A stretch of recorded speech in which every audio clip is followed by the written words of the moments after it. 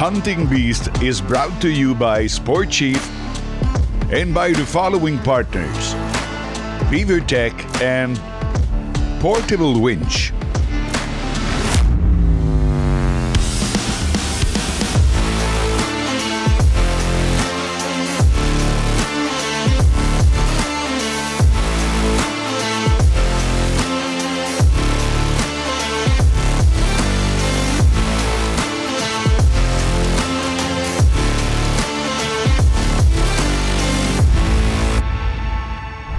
Welcome everyone to our show, The Hunting Beast. Today on the show, we're going to start with our staff member and moose expert, Jason Tremblay, to speak about techniques used in the field. He's going to shed some light on moose behavior and equip you for your next interaction with that big bull. The Hunting Beast has an exciting program for you today. Also this week, we turn our attention to a new generation of young women hunters. You will be impressed with the outcome of a moose hunt featuring two young ladies. We'll also be joined with Jean-William Bergevin, who on the show will demonstrate advantages of using a portable winch. Once again, we want to show you how easy life can be when you have the right tools for the job when the time comes for your harvest. Lots of great content today on our show, so sit back and enjoy the few minutes that we have with you. Let's go.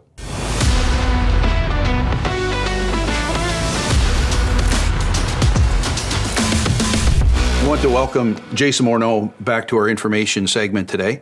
And today, Jay, we would just want to talk about habitat and how we can effectively use the time that we have in the woods to effectively hunt a moose. Not everybody has weeks on end to take off for vacation or whatever. So if you're only in the woods for maybe a week, 4 or 5 days, we want to be able to use all the day. I know a lot of people concentrate on just hunting the cuts for an hour in the morning, an hour in the evening, but the moose are somewhere during the day. So maybe you could take this map, you've picked a winter map, and maybe you can explain why you've done that, but use the map in order to help us to hunt effectively. I use the winter map, okay, because one thing, I see two colors. It's very easy to see what is there, okay? When you see the white, okay, is the snow, but the snow is on the ground, okay? My face here, look on the map, is like the sun, okay? The sun touch the ground so the food grow, okay? So more is white, better is the food. When it's dark like this is the place where the moose sleep. Okay. So we know, all the hunter knows, like the first hour in the morning and the last hour of the day, the moose eat, okay? So if you have to hunt in the first hour, you normally should hunt on the cut or somewhere where you see the white. Okay. Yep. During the middle of the day, they're on the bed area, so you have to hunt somewhere here. Okay. At noon, normally the moose stood up and they eat a little bit too, but they eat close of the bed area. So as you can see, there's white through the map, exactly. So there's still food in that mature ground. Exactly. So you just pass the noon time on this part. Okay. When the night come, the last hour, the moose stood up too, and he start to going on the way of the best food area. So when you hunt in the last hour, you hunt somewhere in here. So this is the best way to be at the right time for the whole week. Okay. Well, this is a great tool that we can all use, and everybody has access to Google Maps or whatever their preferred map is, and something that we can use to effectively use our days off that we have, because they're few and far between for some people. Yeah, so it's a lot of version of a map. Like this is one of my land. You hunt there with me one time, and this land I have like 10 different photography of this land. So some are in the fall, some in the summer, but the best for me are really the winter. Okay, because it shows that food area. Exactly. Okay, great. Well, thanks a lot, Jay. That's a great tip that we can all use and effectively use our time in the woods. That whether it's 1 week or 2 weeks off, we want to be somewhere where the moose are during the day as well. So appreciate that. Let's get back to the hunt. The Hunt of the Week is brought to you by Sport Chief.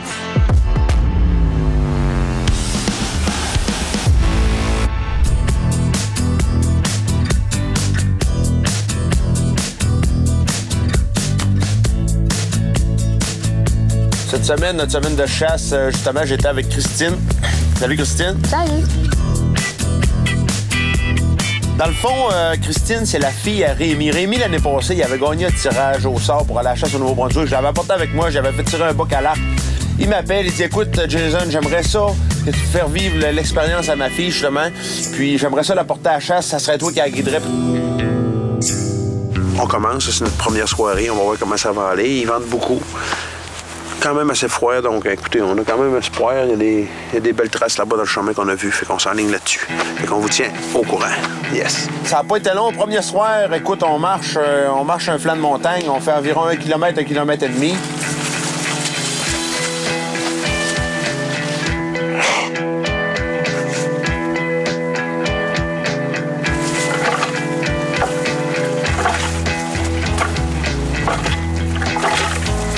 À un moment donné, j'entends une femelle d'un trou, on décolle après ça. Une trace de femelle en dessous, une grosse trace là. Une grosse.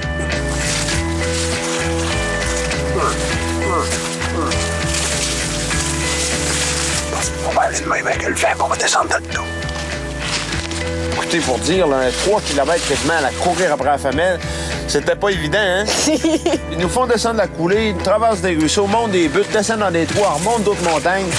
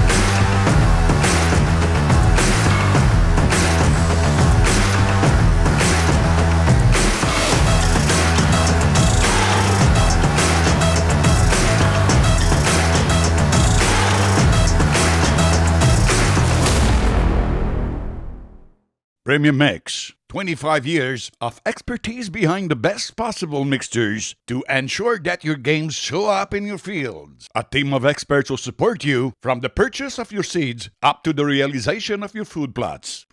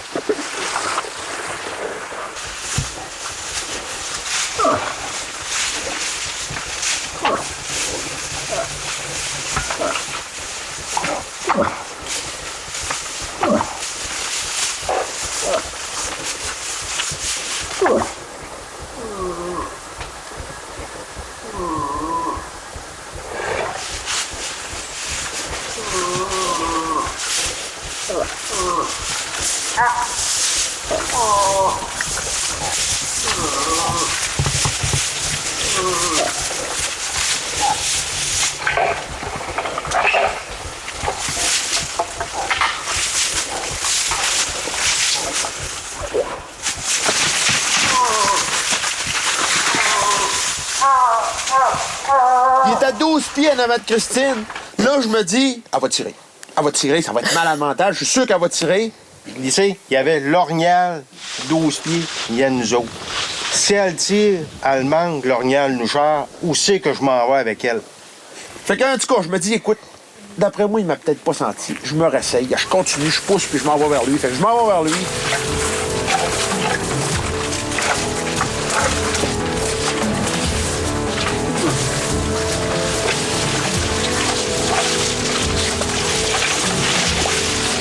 un moment donné, je vois une combe passer. Je dis, oh, ta boîte est là. Et ce que j'ai fait, je me suis grouillé d'avancer encore plus. Puis je me suis sorti d'un trou.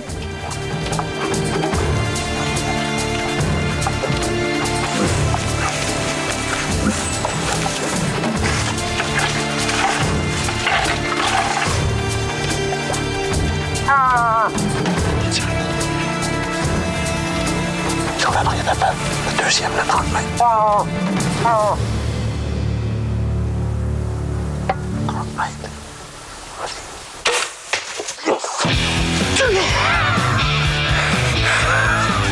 Tu l'as! On l'a sauvé, man! J'ai même pas les sauvé. Hey, ça va être le film de la mort. C'est un film de malade mental, man! C'est un film de malade mental, man! Check dans mon télescope, on voit une étape. Il y a eu de l'eau. Ouais, mais tu l'as bien eu. On l'a eu! On l'a sauvé, man! On l'a sauvé, man! On l'a sauvé! Hey! T'as pas idée la grosseur de cette boucle-là? Il est immense! J'en reviens même pas. On a couru après 3 km. On était dans la montagne là-bas, là. Regarde, là. Filme-là au loin, là. On est parti de là, là. À 3 km d'ici, là. On l'a suivi 3 km. Puis on vient de le tirer ici, là. On va coller le chien de sang, puis on prendra pas de chance justement de partir là-dessus, puis peut-être de le manquer. Donc, on est parti de là, on n'a rien dérangé. On a appelé chien de sang. Oh, que ça sent, hein, que ça sent.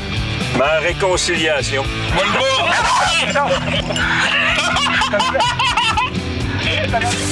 il y a du sang là.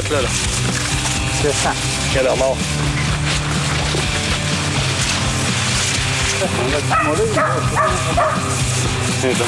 Ah,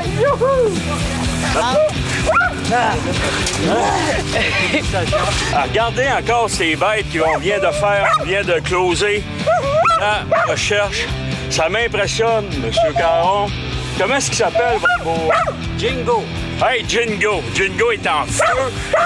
Numéro 1. Félicitations. Bravo.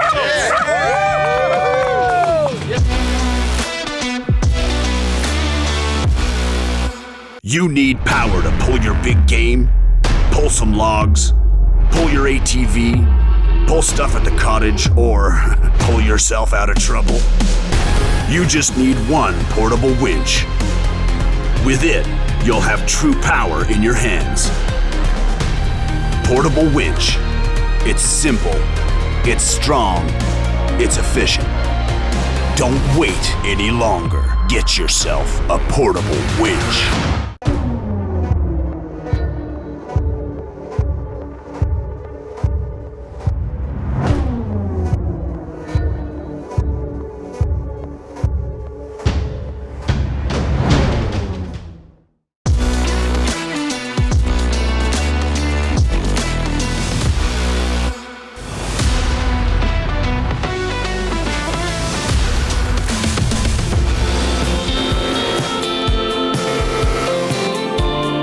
Aujourd'hui, on va tirer un billot de bois dur d'environ une quarantaine de pieds. On va vous montrer ça étape par étape, comment bien installer le treuil portable. Donc, premièrement, on prend l'élingue qui va nous servir d'ancrage pour le treuil. Bien important, on l'installe en U autour de l'arbre pour permettre au treuil de s'enligner avec la charge, le billot dans ce cas-là.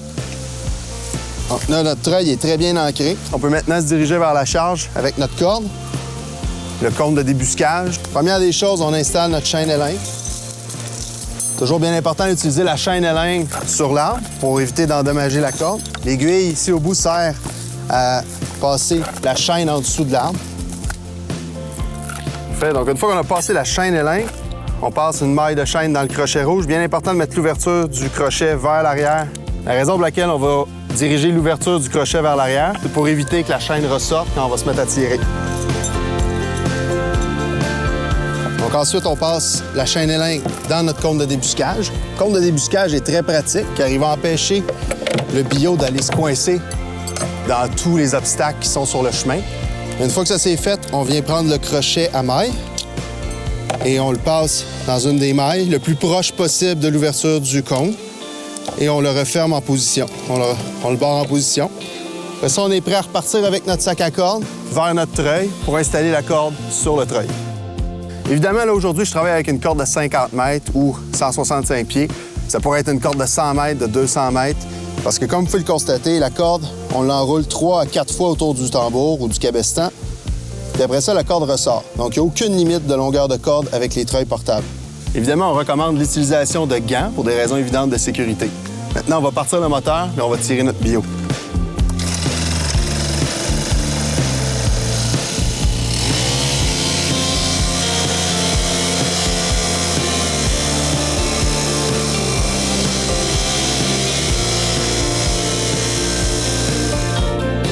Donc, vous voyez, j'ai tiré le bio. Ça a été super facile, j'ai pas forcé du tout. The Hunt of the Week is brought to you by Sport Chief.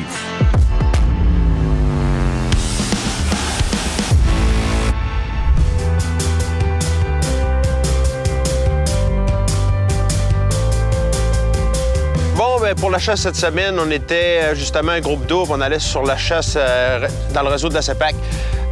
Comment ça fonctionnait? C'est qu'on était dans le fond 2 jeunes relèves, la fille Marie-Lie, 13 ans, et un garçon, 16 ans, Dave Lee, que lui voulait chasser à l'arc. Donc, on se lançait quand même un bon défi.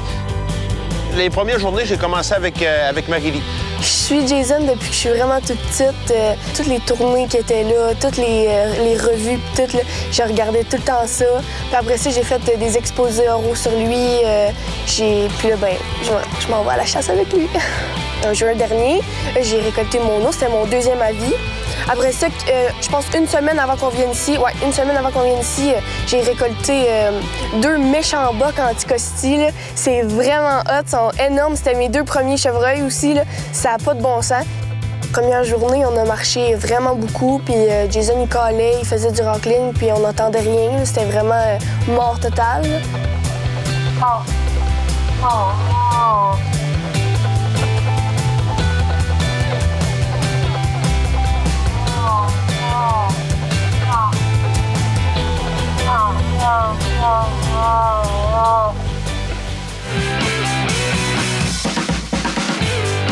Là, ça de même, le lendemain matin, on décolle. Là, je le savais en maudit. J'avais regardé la carte. J'ai dit, il est dans ce coin-là. Le vent devrait être à peu près comme ça. Tout est correct. Je pars avec Marie-Lie. J'arrive dans ce secteur-là. Je regarde mes affaires.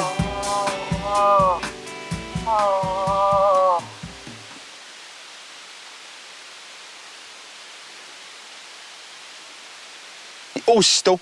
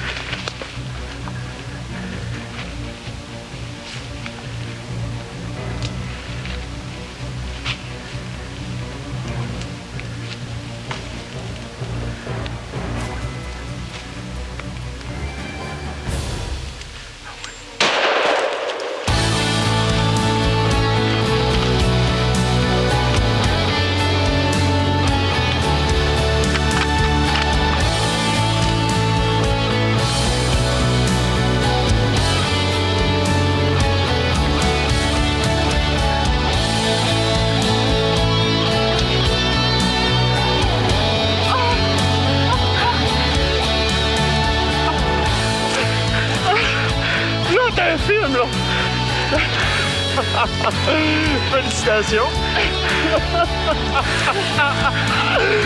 Là, t'as un film, là! Là, t'as un film! Là! J'espère que tu filmes, je te touffe!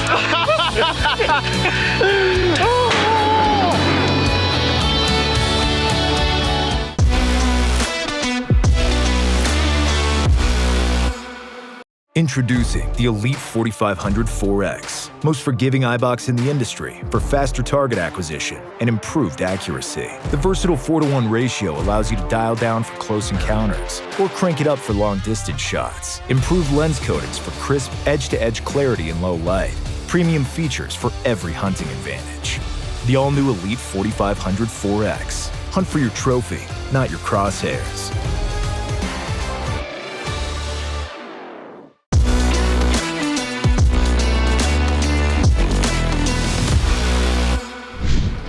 T'es obligé de faire appel justement à l'Association des chiens de sang du Québec. Puis là, la première chose que M. Martineau il dit, si on le retrouve, on est chanceux. Fait que là, moi, j'étais pas du tout... j'étais vraiment pas convaincue. Puis là, après ça, tu sais, ils arrivent tous en même temps. Jason, mon beau-père, puis le chien de sang, ils arrivent tous en même temps. Puis là, nous autres, on est tous contents. On est genre pi. Genre, on n'a rien trouvé. Ben c'est ça. On a commencé la recherche. On a fait environ 800 mètres. Puis on est arrivé à la rivière où ce que Jason avait arrêté.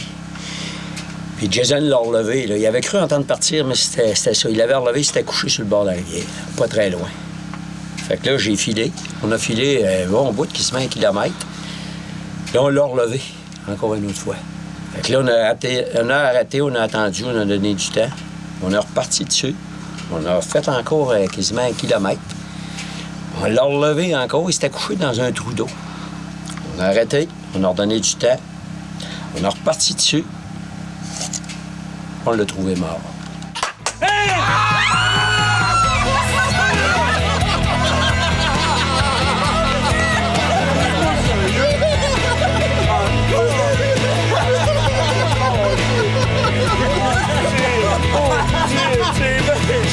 Pas de bon T'as tiré beaucoup mieux que ce qu'on avait vu sur la caméra. Oui, t'as tiré plus bas. T'étais pas si haut, t'avais tiré plus bas. Et tu l'as poigné dans la boule. Ouais. Oh, félicitations! Ben, j'en reviens. Dans la boule. Hey, je veux juste dire quelque chose. Ça fait maintenant, c'était moi qui étais caméraman ce matin, ça fait maintenant 4 heures qu'on attendait, écoutez, là, les émotions, on est barrés dans le ventre. Pauvre, hein? Hey, check ça, la petite famille, comment est-ce que... Yes!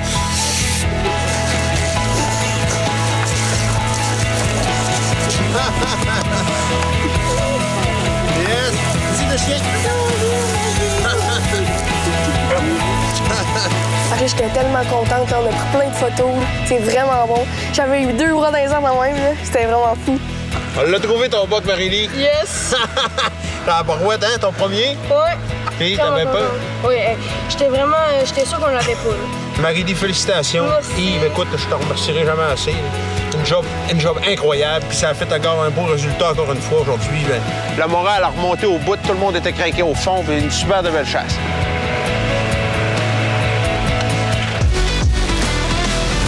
Hey folks, we are, as usual, pleased to have had the privilege of showcasing our knowledge and experience in the field. We trust you enjoyed our show today, and we look forward to doing this again soon on The Hunting Beast. This show was made possible thanks to these partners: Sport Chief, Beaver Tech, and Bushnell.